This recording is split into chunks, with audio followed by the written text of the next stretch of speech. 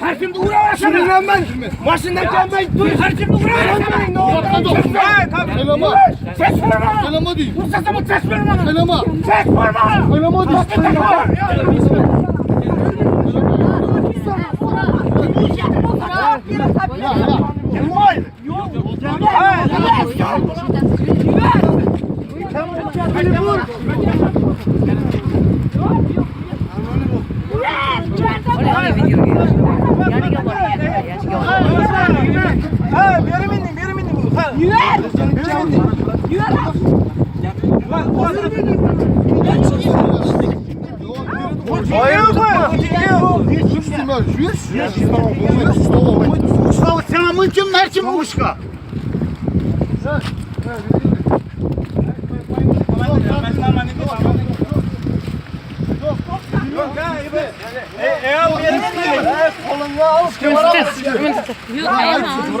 Durağın şiddetine kur öldüremez seni.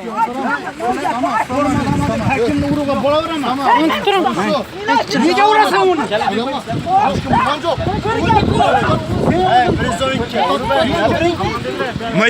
Mahkemden geçirdiler. Mahkem durun. Mahkem durun.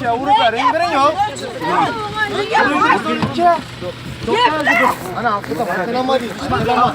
Doktor prezident çıkalar. Ana memnun. Ana ayrıvatır mı? Ayrıvatır mı? Anlasın mı? Ana biz ayrıvatır. Ne oldu? Sen ne çumurdun mu? Sen prezident çıkalar diyecek. Arşıdığımız. Niye gerçekten? Niye gerçekten? Niye gerçekten mi? Var yok mu? Ben kamerayım. Telefonum ben. Kırın taranla. İşte Allah'sın Allah. Mecliste arkadaş çağırmak taranla.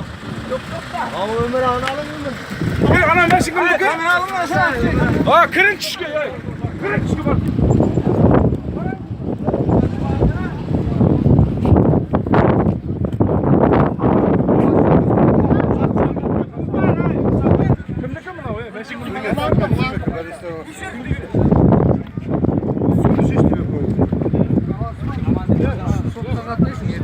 Katlasın. Koşun. Uğraşsın.